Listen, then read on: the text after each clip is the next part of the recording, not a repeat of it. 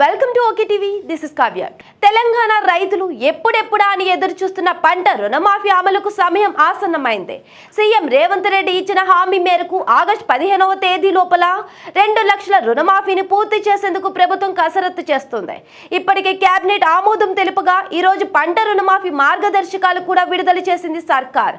కాగా ఈ మార్గదర్శకాల్లో రేవంత్ రెడ్డి సర్కార్ రేషన్ కార్డును తప్పనిసరి చేయడమే కాకుండా కొన్ని నిబంధనలు కూడా పెట్టడం గమనార్హం. ఈ మార్గదర్శకాల నేపథ్యంలో రైతులందరికీ రుణమాఫీ పథకం వర్తించదు. పూర్తి వివరాల్లోకి వెళ్తే ఆహార భద్రతా కార్డు ప్రామాణికంగానే ఈ పంట రుణమాఫీని ప్రభుత్వం అమలు చేస్తుండటంతో ఇది కేవలం తెల్ల రేషన్ కార్డులకు మాత్రం ఈ పథకం వర్తించనుంది. దీన్ని బట్టి పింక్ రేషన్ కార్డుదారులతో పాటు ట్యాక్స్ పేయర్లకు కూడా రుణమాఫీ పథకం వర్తించదని తెలుస్తోంది. ఇక ఈ పథకం స్వల్పకాలిక పంట రుణాలకు వర్తిస్తుందని మార్గదర్శకాల్లో ప్రభుత్వం పేర్కొంది. అయితే దీర్ఘకాలిక పంటలకు ఈ రుణమాఫీ వర్తించదన్నమాట.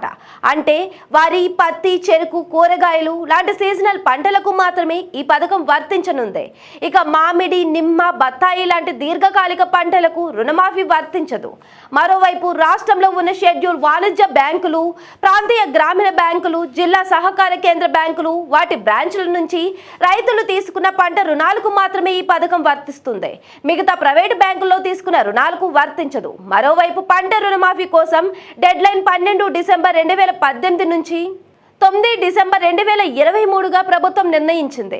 ఈ మధ్య తీసుకున్న రుణాలనే ప్రభుత్వం మాఫీ చేయనుంది. అంతకు ముందు కానీ ఆ తర్వాత కానీ తీసుకున్న రుణాలకు ఈ పథకం వర్తించదు. మరోవైపు 2 లక్షలకు పైగా రుణం ఉన్న రైతులకు కూడా ఈ పథకం వర్తిస్తుంది. కానీ అందుకు కొంచెం మెలిక పెట్టింది ప్రభుత్వం. మొదటగా రైతులు 2 లక్షలకు పైబడి ఉన్న రుణాన్ని బ్యాంకుకు చెల్లించాల్సి ఉంటుంది. ఆ తర్వాత అర్హత గల 2 లక్షల మొత్తాన్ని రైతు అకౌంట్కు బదిలీ చేయనున్నారు. 2 లక్షల కంటే ఎక్కువ రుణం ఉన్న పరిస్థితుల్లో కుటుంబంలో రుణం తీసుకున్న మహిళల రుణాన్ని మొదట మాఫీ చేసి మిగతా మొత్తాన్ని దామాషా పద్ధతిలో పురుషుల పేరు మీద తీసుకున్న రుణాలను మాఫీ చేస్తారు. ఇక ఈ రుణమాఫీ ఎస్హెచ్ఐలు, జేఎల్టీలు, ఆర్ఎన్జీలు, ఎస్ఈసిఎస్కు తీసుకున్న రుణాలకు ఈ పథకం వర్తించదు. ఈ రుణమాఫీ పునర్వ్యవస్థీకరించిన లేదా రీషెడ్యూల్ చేసిన రుణాలకు కూడా ఈ పథకం వర్తించదు. కంపెనీలు, ఫార్మ్స్ వంటి సంస్థలకి ఇచ్చిన పంట రుణాలకు కూడా వర్తించదని మార్గదర్శకాల్లో ప్రభుత్వం పేర్కొంది.